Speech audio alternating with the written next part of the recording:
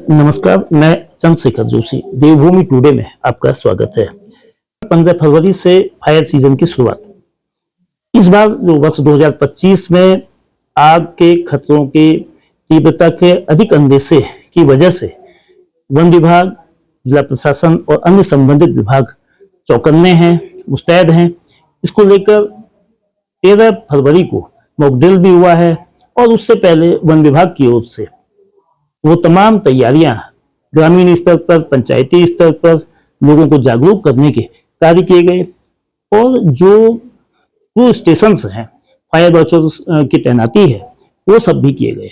इस बार खतरा इस बात को लेकर है कि कोरोना के बाद सबसे अधिक चिंता, सबसे अधिक चुनौती वर्ष 2025 में है। तो इसकी वजह भी है 2024 30 सितंबर के बाद बेहद कम बारिश का होना। चंपावत जिले में पर्वतीय क्षेत्र हो या मैदान का हिस्सा हो, बमुश्किल 20 मिलीमीटर बारिश हुई है और पहाड़ों में बर्फबारी न होना न केवल पानी, न केवल खेतों के लिए, बल्कि सबसे अधिक खतरा जंगल को लेकर है, जंगल की हिफाजत को लेकर है। वन विभाग ने तैयारियां की हैं, लेकिन क्या वो तैयारियां इस भीषण गर्मी के अंदेशे के बीच वनों की सुरक्षा में पुख्ता होंगी? तैयारियां क्या हैं, इनको जानने के लिए चंपावत डिवीजन के डिविजनल फॉरेस्ट ऑफिसर नवीन चंद पंत साहब से बात करते हैं। कल से जो फायर सीजन शुरू होता है, तो सर क्या तैयारियां विभागीय स्तर पर की गई हैं कि आग को रोका जाए, मिनिमाइज किया जाए, नुकसान कम से कम हो इसके लिए? देखिए, जहां तक डिवीजन में तैयारियों का सवाल है, हमने पिछले साल के जो 54 हम क्रूज स्टेशंस थे उनको बढ़ा करके 76 कर दिए गए हैं। तो इसलिए बढ़ा दिए गए हैं कि हमारे पास रिजर्व का फॉरेस्ट है, वन पंचायत है और सिविल फॉरेस्ट है। आग को हम किसी एक फॉरेस्ट में लिमिटेड करके नहीं देख सकते हैं, क्योंकि सिविल की आग भी उतनी ही भयावह है जितनी आरक्षित वन क्षेत्र की है। तो जिम्मेदारी सभी हमको लेनी होगी और इन क्रूज स्टेशंस पर जो फायर वॉचर्स हैं, इनकी तैनाती 15 तारीख से शुरू हो जाएगी। लेकिन सबसे बड़ी जो चुनौती है वो है आग लगने ही ना पाए। ये सबसे बड़ा हमारा प्रयास रहेगा, क्योंकि आग लगभग 100% आग मानव जनित होती है और वो हमारे ही लोग लगाते हैं, जो यहाँ रहते हैं, यहाँ चलते हैं, वही लोग लगाते हैं। और वो अज्ञानता से लगाते हैं, शरारत से लगाते हैं या कुछ गलती से लगाते हैं। उन कारणों को एलिमिनेट किया जाए, उन कारणों को दूर किया जाए। दूर करने के लिए सबसे बड़ी चीज होती है कि जो यहाँ के रहने वाले लोग हैं, ग्रामीण परिवेश में उनकी मानसिकता में परिवर्तन आए, उनका दृष्टिकोण परिवर्तित हो, और इसके लिए जन जागरूकता कार्यक्रम आवश्यक है और वो हमने लगातार किए हैं। और मैं समझता हूं जन जागरूकता कार्यक्रमों से वास्तव में कुछ इस बार कुछ ज्यादा असर पड़ेगा। नंबर 1 चीज। नंबर 2 चीज कि अग्नि दुर्घटनाओं को अब आपदा के तौर पर देखा जाने लगा है, माननीय प्रधानमंत्री जी के द्वारा भी और माननीय मुख्यमंत्री जी के द्वारा भी। तो इसमें सभी विभागों का समन्वय इसमें स्थापित हुआ है और जो बड़ी अग्नि दुर्घटनाएं हैं उसको आपदा प्रबंधन के दृष्टिगत देखा जाएगा और उनके साथ उसमें व्यवहार किया जाएगा, जिससे उनको कम करने का और आग बुझाने का प्रयास किया जाएगा। तो मैं समझता हूं इसका जल्दी फायदा होगा। हाँ, ये बात जैसा कि आपने कहा कि बारिश नहीं हुई है, लगातार 2-3 वर्षों तक ये ड्राई स्पेल, बहुत लंबा ड्राई स्पेल चलना एक बहुत चिंतनीय है, चिंता का विषय है और अग्नि दुर्घटनाओं के लिए ज्यादा संवेदनशीलता बढ़ जाती है। इस चैलेंज को विभाग ने समझा है और उसी के तहत हमारी तैयारियां भी चल रही हैं। मैं समझता हूं कि इन तैयारियों के लिए चूंकि हम मुकाबला करने के लिए ऑलरेडी तैयार हैं और इसमें सफलता मिलेगी। और सबसे बड़ा तो सहयोग हमारे ग्रामीण लोगों का ही होगा, जो जहां से आग लगती है। चंपावत डिवीजन में कुल कितना जंगल है, जिसमें रिजर्व फॉरेस्टेबल और पंचायत वो, और इसमें जो सबसे सेंसिटिव, जो कि सेंसिटिव, मोस्ट सेंसिटिव हैं, जो कम संवेदनशील हैं, इस तरह की जो कैटेगराइज है, तो कौन से एरिया जैसे हैं जहां खतरा ज्यादा है? जब मैं यहाँ आया तो मैंने पिछले 10 सालों में जहां जहां आग लगी है उसको चिन्हित करके ये जानने की कोशिश की है कि कौन सा एरिया सबसे ज्यादा सेंसिटिव है। इसमें जो बूम का एरिया है, जहां बूम रेंज का एरिया काफी सेंसिटिव है, वहां पर आग लगने का एक कारण ये रहता है कि बरसात के बाद वहां जंगली मशरूम जो होता है, उस मशरूम की चाहत में यूपी के लोग और हमारे टनकपुर के रहने वाले जो गांव के लोग हैं वो आग लगा देते हैं, ताकि वो मशरूम, जंगली मशरूम पैदा होता है और उस मशरूम का उपयोग जो बहुत महंगा बिकता है, 300-400 रुपए किलो उसको बेचते हैं। इस बार मैंने स्पष्ट रूप से कहा है कि जो वर्षा काल में कोई भी उस मशरूम को कलेक्ट करने के लिए नहीं जाएगा, जो जाएगा उसके ऊपर कार्रवाई होगी। यह एक बड़ा कारण सामने आया था। और दूसरा, ये देवीधुरा और भिंगराड़ा क्षेत्र में जहां चीड़ के जंगल ज्यादा हैं, वहां ज्यादा आग लगती है। और जैसा आपने कहा कि पूछा था कि एरिया वाइज, तो रिजर्व फॉरेस्ट का एरिया लगभग 60,000 है और बाकी लगभग 40,000 हेक्टेयर हमारा वन पंचायत और सिविल वन है। तो इस प्रकार लगभग 1 लाख हेक्टेयर क्षेत्र जो है चंपावत में जंगल का रूप। डीपू सर, जैसे करीब 550 से अधिक वन पंचायतें हैं और ग्रामीण क्षेत्र के एरिया हैं जो शहर से दूर हैं, कई गांव ऐसे हैं जो रोड से भी दूर हैं।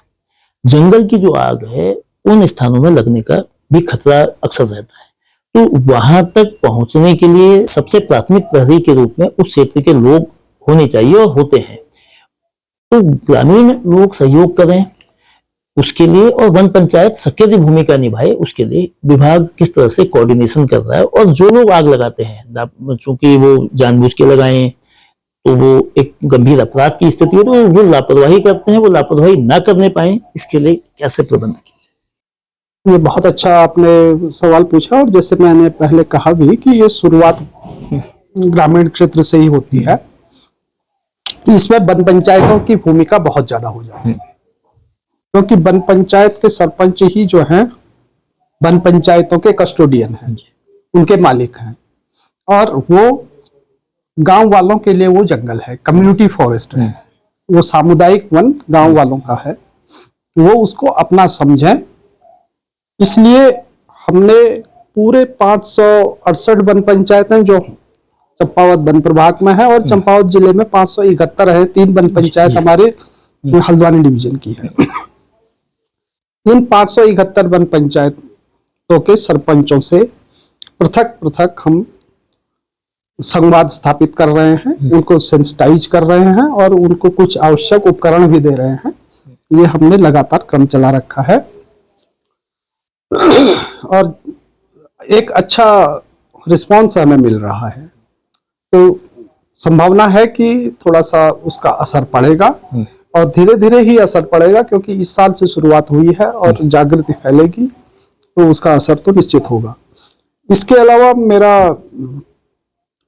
एक और विचार है कि पुलिस के जो एसपी साहब से मेरी बात हुई है, जो ग्राम प्रहरी हैं, उन ग्राम प्रहरियों में से कुछ जो संवेदनशील गांव हैं, क्योंकि ग्राम प्रहरी बहुत ज्यादा संख्या में है, 400-500 से ऊपर हैं, तो उन सभी को हम एक साथ ट्रेनिंग देना बड़ा मुश्किल होता है। तो कुछ ग्राम प्रहरियों को भी हम उनसे भी संवाद स्थापित करेंगे, और पटवारियों से भी हम संवाद स्थापित कर रहे हैं, क्योंकि उनकी भी बड़ी भूमिका होती है। तो हर लेवल पर मेरा प्रयास है कि जो है निचले स्तर पर, ग्रामीण क्षेत्र से लेकर वन पंचायत स्तर पर ये सारी जन जागरूकता और संवाद स्थापना अगर की जाएगी तो उसका कुछ ना कुछ असर तो अवश्य पड़ेगा। डीएफओ सर, चंपावत जिले में कुछ अन्य डिविजन्स भी हैं। टनकपुर में हल्द्वानी और दो डिवीजन टनकपुर है, नैनीताल भी है। तो इसको उन जंगलों के लिए, उन जंगलों की हिफाजत के लिए कोऑर्डिनेशन क्या डिवीजन स्तर पर भी होगा या डिस्ट्रिक्ट स्तर पर होगा, कैसे उसको आप देखिए, वन विभाग में आपसी मतलब जो डिवीजन का लेवल पर शुरू से कोऑर्डिनेशन रहा है। मैं जहां भी और दूसरे डिविजन्स में भी रहा हूं, तो पूरे आसपास एक दूसरे की जो आग है, दूसरे डिवीजन की आग है, उसमें हम शुरू से ही समन्वय स्थापित रहता है। जहां आवश्यकता पड़ती है अपनी मैन पावर वहां भेजते हैं। मैन पावर के अलावा और जो भी संसाधन उपलब्ध होते हैं, हम आपस में सहयोग से आग बुझाते आ रहे हैं, जिसमें बाउंड्री का कोई ख्याल नहीं रखा जाता है। ये हम शुरू से रहा है और वही चीज इस बार भी लागू होगी।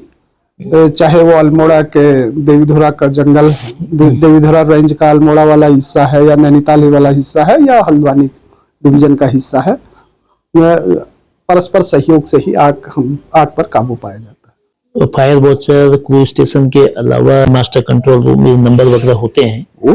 और इस बार टेक्नोलॉजी का आग को बुझाने के लिए इंसान जो ह्यूमन रिसोर्सेज तो है ही, टेक्निकल रिसोर्सेज, टेक्निकल जो एडवांस टेक्नोलॉजी का कैसे उपयोग होगा कि इमीडिएट इंफॉर्मेशन मिल सके और उस पर क्विक रिस्पॉन्स हो सके। देखिए, जो फायर अलर्ट्स हैं, जो एफएसआई से, ये वन संरक्षण, वहां से हमको अलर्ट्स मिलते हैं। हमने प्रयास ये किया है कि अधिक से अधिक लोगों तक ये अलर्ट्स मिल सके। सभी को जोड़ने का कोशिश की है। अब हमारे विभाग के जो वन रक्षक स्तर पर सभी ने फायर अलर्ट्स का ये उनको पास प्राप्त होगा, और साथ ही इस साल से एक फायर का एप्लीकेशन, फायर ऐप जो है डाउनलोड किया गया है, जो यह दिखाएगा कि वो जैसे ही सूचना मिलने के कितने समय के बाद जहां पर अग्नि दुर्घटना घटित हुई है वहां तक हमारा आदमी पहुंचा है। वो ऐप के माध्यम से सीधे देहरादून तक हर एक को, जो भी उस ऐप को एक्सेस करेगा, उनको पता चल जाएगा। और इसके साथ ही मैंने पिछले वर्षों में भी ड्रोन का उपयोग किया है, जिससे ये साफ पता चल जाता है कि आग का स्तर कितना ज्यादा है, और वहां पर लोगों को सेंसिटाइज किया जा सकता है।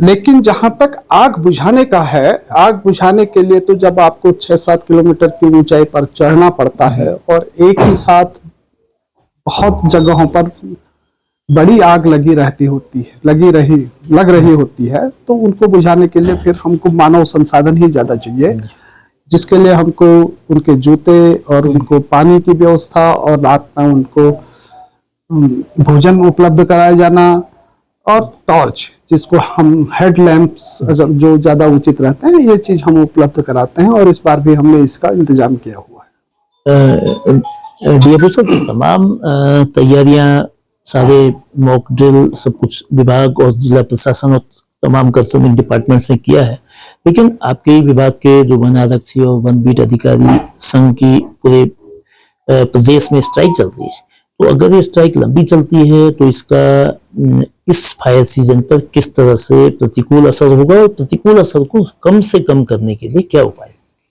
देखिए, ये बात तो सच है कि जब मानव संसाधन कम होते हैं, और विशेषकर वो लोग जो उस क्षेत्र को पहले से जानते हैं, अगर वो स्ट्राइक रहते हैं, ये दुर्भाग्य ही रहेगा। लेकिन ऐसा नहीं, मुझे विश्वास है कि वो इस बात को, महत्ता को समझते हैं कि अग्निकाल में उनकी उपस्थिति की महत्ता को समझते हैं, और वो जल्दी ही वापस लौट आएंगे, मैं ऐसा समझता हूँ। और अभी भी फिलहाल मैंने सभी जो आरओज हैं, रेंज ऑफिसर्स हैं, उनको निर्देश दे दिया है कि उनकी उपस्थिति में, वन आरक्षियों की अनुपस्थिति में, दूसरे फॉरेस्टर्स या डिप्टी रेंजर्स अभी तेजी से उस काम को देखें, ज्यादा और उसमें समय लगाएं, ताकि किसी भी तरह की जो दुर्घटना या मानव वन्य जीव संघर्ष है उसमें व्यवधान उत्पन्न न हो। बहुत धन्यवाद डीएफओ साहब। तो वन विभाग की ओर से जो तैयारियां की गई हैं, पुख्ता दावा इस बात का किया गया है कि तैयारियां पुख्ता हैं, मॉक ड्रिल हुआ है और जो भी अवेयरनेस कैंपेन चलाई गई है, जन जागृति वन पंचायत से लेकर ग्रामीण स्तर की गई है, तकनीक का भी उपयोग करने की इस बार अधिक रूप से, मतलब अधिक तकनीकी रूप से बेहतर उसका यूज किया जाएगा। ह्यूमन रिसोर्सेज को बढ़ाया गया है, क्रू स्टेशन बढ़ा के 76 कर दिए गए हैं, जो पिछली बार तक 54 होते थे। फायर वॉचर्स की भी तादाद बढ़ाई गई है और मौसम परिस्थितियां, इन सबको देखते हुए वन विभाग सतर्क है, चौकस है कि आग पहले तो ना लगे और अगर लगती है तो उसको त्वरित यानी कि क्विक रिस्पॉन्स उसका किया जाए, कम से कम नुकसान हो और मानवीय संसाधन को अधिक से अधिक इस काम में तकनीक के साथ साथ लाया जाए। ये भी आवश्यक है कि जो वन आरक्षी वन बीट अधिकारी संघ की स्ट्राइक है पूरे प्रदेश में चल रही है, ये इसका भी जल्द समाधान हो ताकि ये अनावश्यक जो अवरोध पैदा हो रहा है वो ना हो। उम्मीद की जा सकती है कि हम वन जो जीवन का पर्याय है, वन बचेंगे तो जीवन बचेगा, जो बात बार बार कही जाती है, जंगल न जलें, वन संपदा का नुकसान ना हो। जन सहभागिता भी उतनी ही जरूरी है जितनी विभागीय और प्रशासनिक जरूरत है। उम्मीद करते हैं कि सभी लोग सामूहिक प्रयासों से जंगलों को, वन संपदा को बचाने में सफल रहेंगे। डीएम सर, 15 फरवरी से फॉरेस्ट फायर द सीजन शुरू हो रहा है, दावाग्नि काल शुरू हो रहा है, तो इस बार बारिश के जो हालात हैं, शीतकाल में बारिश कम हुई है, बर्फबारी पहाड़ों में नहीं हुई है, ऐसे में जंगलों में खतरा बढ़, तो उससे बचाव के लिए मॉक ड्रिल तो 13 तारीख को हुआ है, लेकिन और क्या क्या उपाय किए गए हैं? वन विभाग और अन्य डिपार्टमेंट्स के बीच किस तरह का कोऑर्डिनेशन? देखिए, जैसे आपने बताया कि हमने एक मॉक ड्रिल करी है। मॉक ड्रिल का यही एक जो मूल मकसद था कि हम लोग इंटर डिपार्टमेंटल कोऑर्डिनेशन सुनिश्चित कर सकें और कभी कोई ऐसी अगर कोई घटना होती है तो उसमें किस डिपार्टमेंट का क्या रोल रहेगा उसके संबंध में हमने मॉक ड्रिल करी थी। काफ़ी सक्सेसफुल रही है और विभागों में भी काफ़ी अपनी रिस्पॉन्सिबिलिटीज़ के बारे में जानकारी हुई है। इसके अतिरिक्त इस प्रकार की जब वनाग्नियाँ होती हैं तो ये जन सहभागिता के बिना इनको कंट्रोल नहीं किया जा सकता है। तो इस बार हम लोग जितनी भी हमारी नवगठित वन पंचायतें हैं, जनपद में लगभग करीब 570 से अधिक हमारे पास वन पंचायतें हैं, तो इन्हीं सभी सरपंचों को और उनके जो सदस्य हैं उनको हम इस बारी डेडिकेटेडली जो है ट्रेनिंग प्रोग्राम्स कर रहे हैं और उनको हम कुछ पर्सनल प्रोटेक्शन किट्स भी दे रहे हैं ताकि कभी अगर ऐसी प्रकार की घटना होती है तो वो लोग भी हमें इसमें सहयोग कर सकें। इसके अतिरिक्त हम लोग एक बृहद जन जागरूकता कार्यक्रम भी आयोजन कर रहे हैं। हमारे बीच में जो शीतलाकल मॉडल के जो प्रचारक हैं डॉक्टर गजेंद्र पाठक जी, वो भी हमारे बीच में आए थे और वो भी जो है आग ना लगाने का, और वो भी खासकर जो है 28 फरवरी के बाद आग न लगाने का संदेश प्रसारित कर रहे हैं। हम लोग भी अपनी तरफ से सारी लोगों में जागरूक करेंगे। मैं अपील भी करना चाहूँगा कि लोग अनावश्यक जो है मार्च के बाद, मार्च महीने के दौरान और होली के बाद विशेषकर जो है वो जंगलों में आग न लगाएं, क्योंकि फिर वो आग जो है वो बेकाबू हो जाती है। इसके अतिरिक्त वन विभाग की ओर से जो है क्रू स्टेशंस बनाए जा रहे हैं और क्रू स्टेशंस में जो है श्रमिकों की तैनाती कर दी जाएगी। तो जो फायर लाइन कटिंग वाला काम है और जो फायर लाइन बनाने वाला काम है वो अब वन विभाग 15 तारीख से प्रारंभ कर देगा। सर, वन विभाग के कुछ कर्मचारी जो वन बीट अधिकारी हैं, वन आरक्षी हैं, उनकी भी स्ट्राइक 13 तारीख से पूरे प्रदेश के सभी डिवीजन्स में है, तो क्या इसका ग्रास रूट पर आग को, अगर आग जैसे लगती है तो उसको कैसे मैनेज करेंगे यदि भी विभाग? देखिए, इसमें पूरा जो हमारा स्थानीय प्रशासन है उसका ये दायित्व है कि हम कहीं भी इस प्रकार की घटना होती है तो हम उसको करेंगे। यदि वन विभाग में कोई अगर मैन पावर की रिसोर्सेज होती है तो हम उसको अन्य माध्यमों से उसको पूरा करेंगे।